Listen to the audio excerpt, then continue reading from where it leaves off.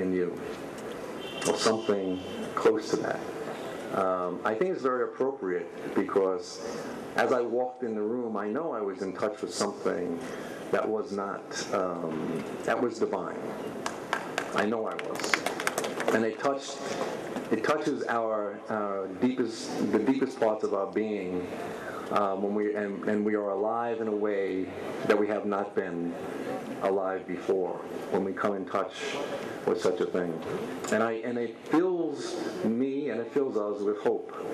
I remember very distinctly, we were in one of our recent visits, some of the young girls that had gone to mainstream school had come back and had graduated to say hello.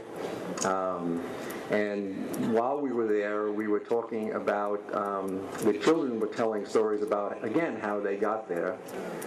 And some of them were identifying the volunteer that had recruited them. So one young lady talked about the volunteer came and came and came and came and came, and she sat down, and then we asked the volunteer if she'd like to say, she was there, if she'd like to say a few words. And she only had a couple of words. She said, I would go back 1,000 more times. 1,000 more times. And I think to myself that, love conquers all. Love is all powerful. Who could say that something is impossible in the face of that young lady standing there saying, I would go back 1,000 more times?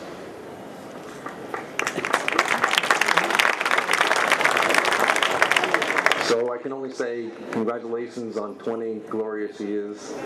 Godspeed relative to the next 20. I look forward to being here and celebrating with you again in the future.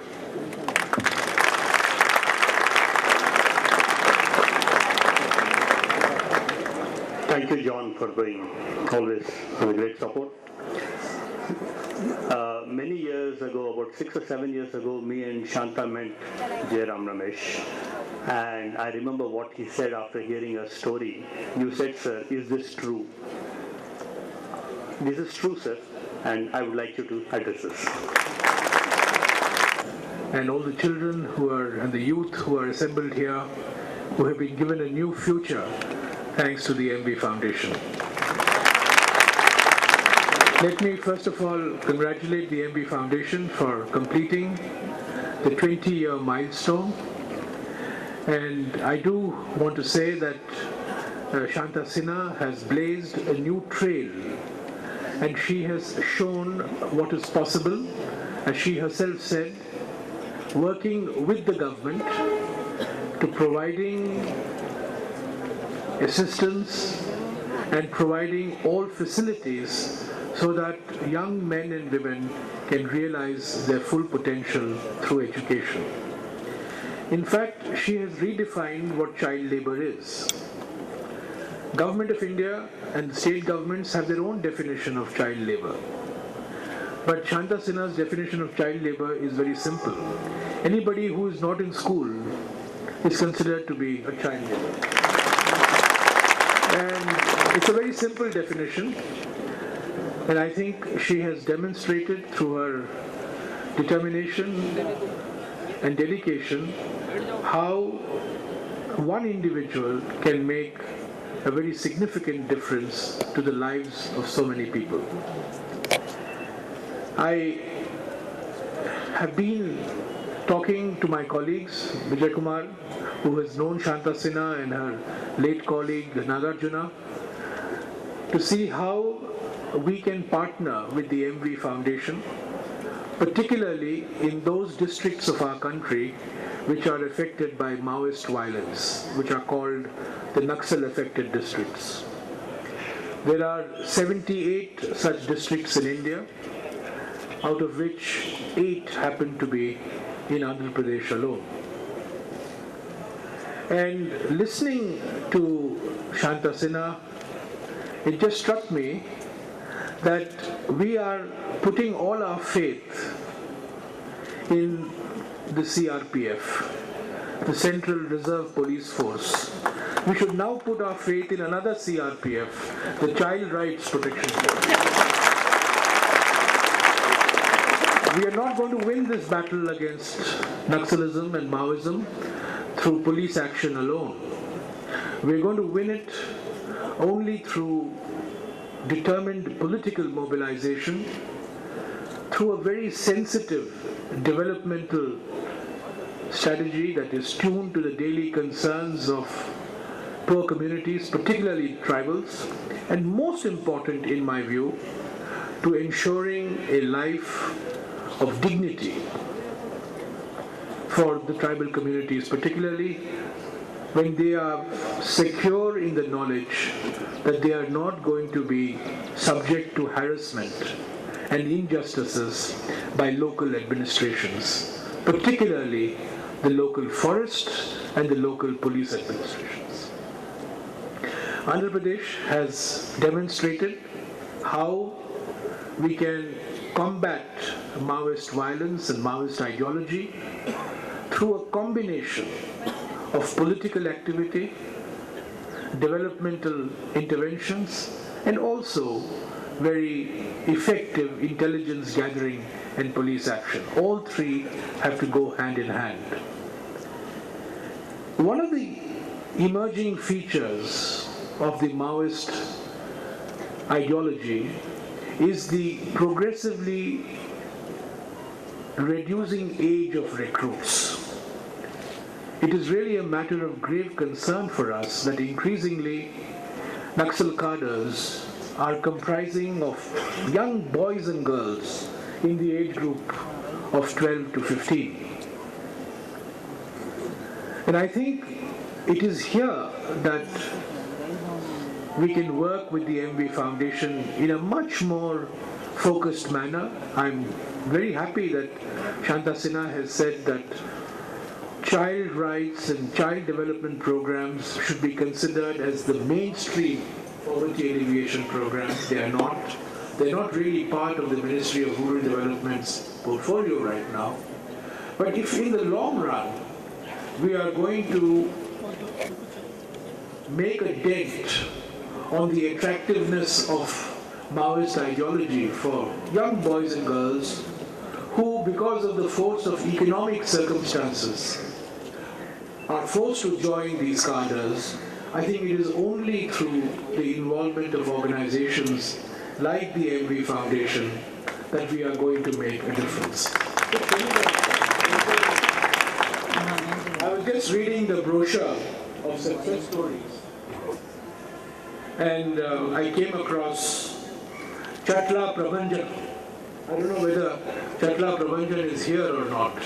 It was very interesting. And Chatla Prabhanjan's description of his life, his father was working in the Maoist party and went underground. And this is a very interesting description of how this young boy is now a photographer and how he has got for himself a new future. But he would have been part of the cadres had the MV Foundation not intervened in his life. And I think this is what I would like our ministry, our government to do. I was just talking to Vijay Kumar. We have the National Rural Livelihoods Mission. We are focusing on these 78 districts, and we are trying to see how we can bring about a transformation in the way we implement our development programs and schemes so that people begin to see a difference. There is no doubt in my mind that one of the reasons why Maoist ideology has spread in our country, particularly in central India, in the forest areas of our country, in the tribal areas of our country, there is no doubt in my mind that in the last 50 years, we have been totally insensitive to the needs of the tribal communities. Over 20 million tribals have been displaced because of power projects, because of mining projects, and Chief Minister Garu, because of large irrigation projects. This experience should not be repeated. I have myself seen tribal communities who have not been displaced once, but have been displaced twice and thrice. And even today, I was talking just yesterday with a reporter from the BBC who spent 34 days in the forests of Abu Mahar, traveling with the Maoist cadres. For 34 days, this young boy was there. And I asked him, can you explain to me what explains the attraction of Maoist ideology for these tribal families? And his answer was, sir, the Maoists have only one selling point.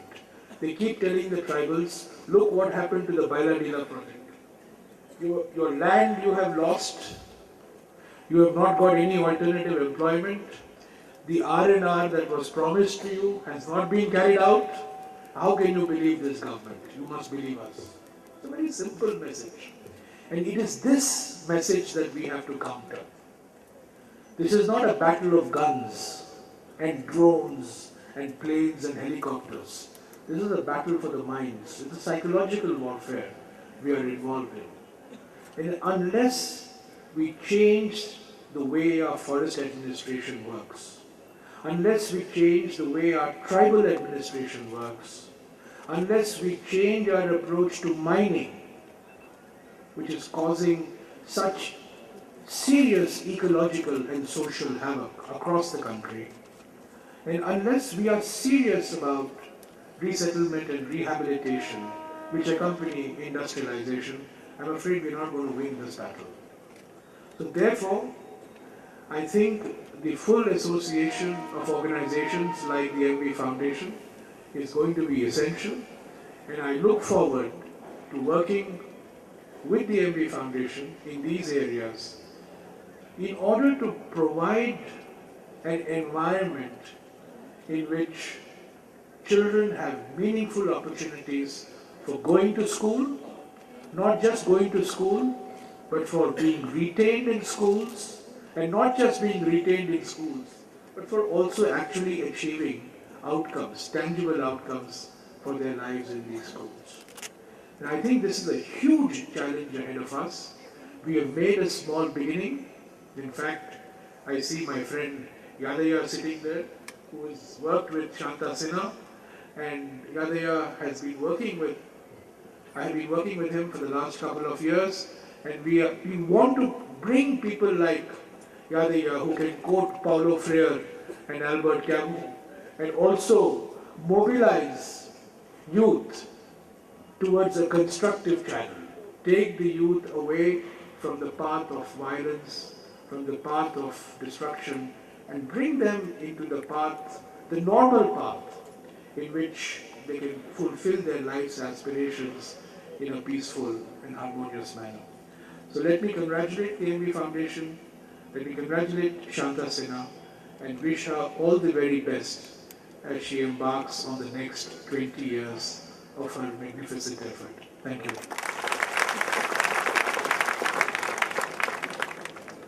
Thank you, sir.